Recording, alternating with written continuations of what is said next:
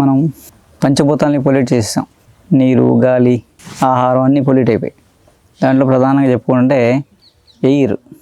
Air purifier. మనకి స్వచ్ఛమైన గాలి లేదు, అంతా ఎయిర్ అంతా పొల్యూట్ అయిపోయింది. ఎయిర్ పొల్యూషన్ ఎక్కువ ఉంది. ఎయిర్ పొల్యూషన్ నుంచి బయటపడడం ఎలా అనేది ఒక పెద్ద టాస్క్ మనకి. ఆ పరిష్కారం కోసం ఎయిర్ ప్యూరిఫైయర్లని అవన్నీ ఇవన్నీ కొంటుంటాం. మనం లక్షలు తగిలేస్తుంటాం. ఇవి ఎంతవరకు పని చేస్తే గ్యారెంటీ లేదు. ఊరికే పెట్టుకున్నామని అనుకుంటాం మనం. కానీ ఎయిర్ ప్యూరిఫై అయితే సరిపోదు.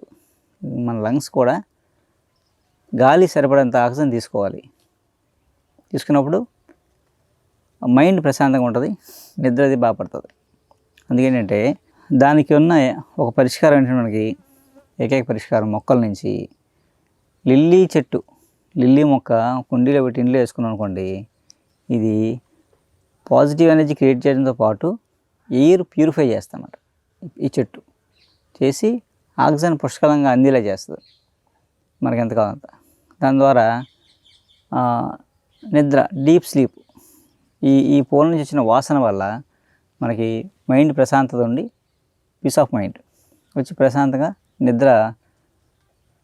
నిద్రలో ఏమి ఉండదు, నిద్ర పుష్కలంగా పడుతుంది అన్నమాట. మనాడికి ఫ్రెష్గా హ్యాపీగా ఉంటాం. అలాగా ఎయిర్ ప్యూరిఫైయర్ కన్నా ఇలాంటి లిల్లీ మొక్కలు పెంచుకోవడం చాలా ఉత్తమం. మనం చాలా ఉంటాయి ఎయిర్ ప్యూరిఫైయర్లు, మారేడు అలాంటి రకరకాల మొక్కలు ఉంటాయి. అవన్నీ పెద్ద చెట్లు మనం వేసుకోలేం, అపార్ట్మెంట్లో ఇట్లా వేసుకోలేం. ఈ లిల్లీ మొక్క కుండీలు వేసుకుంటే నీడ కూడా పెరుగుద్ది అన్నమాట. మనం ఇంట్లో ఏదో చోట పెట్టామనుకోండి, గుమ్మం దగ్గర కిటికీ దగ్గర పెట్టుకున్నాం అనుకోండి, ఇది ఉండడం వల్ల ఇది ఎయిర్ ప్యూరిఫై చేస్తుంటుంది. ఎయిర్ ప్యూరిఫైయర్ చేయడంలో అద్భుతమైన మొక్క ఇది.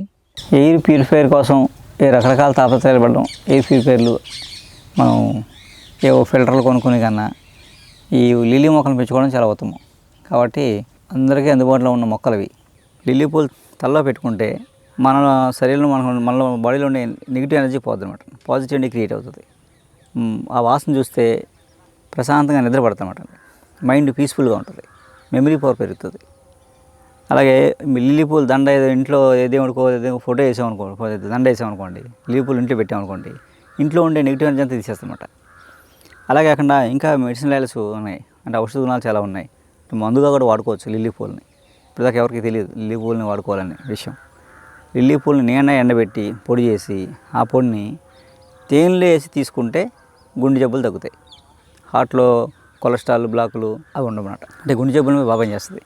గుండె పంపింగ్ కెపాసిటీ పెరుగుతుంది, గుండె వీక్నెస్, హార్ట్ వీక్నెస్ అయితే తగ్గుతాయి. ఇంకా రెండోది ఏంటంటే లిల్లీ పూలు పొడి, ఓ చిటికెడు పొడి వేడి నీళ్ళు వేసి తాగితే లంగ్స్లో ఉండే కఫం తగ్గిపోద్ది. లిల్లీ పూల పొడి, మిరియం పొడి.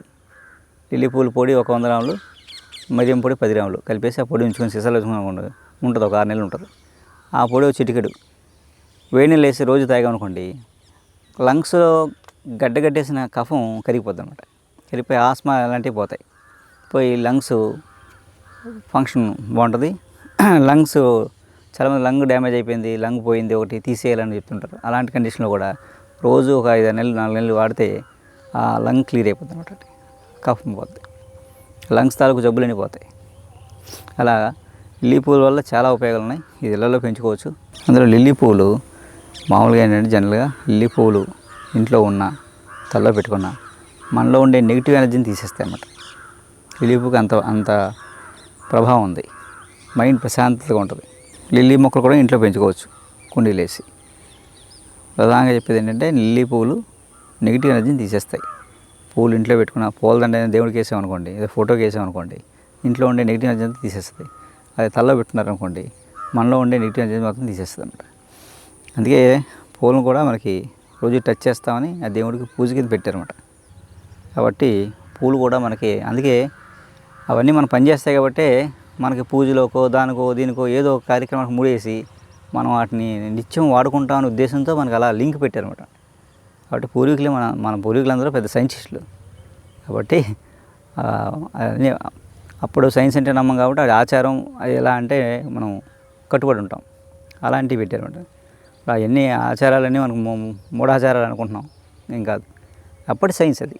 సో ఇప్పుడు సైన్స్ అంటే ఇందులో సైంటిఫిక్ రీజన్ ఉంది అనమాట. ఏంటంటే ఇలాంటివన్నీ వీటి వెనక ఎంతో ఆరోగ్య రహస్యం ఉంది. కాబట్టి ఇలాంటి విషయాలు మనం తెలుసుకుని తర్వాత తరానికి చెప్దాం. నమస్కారం.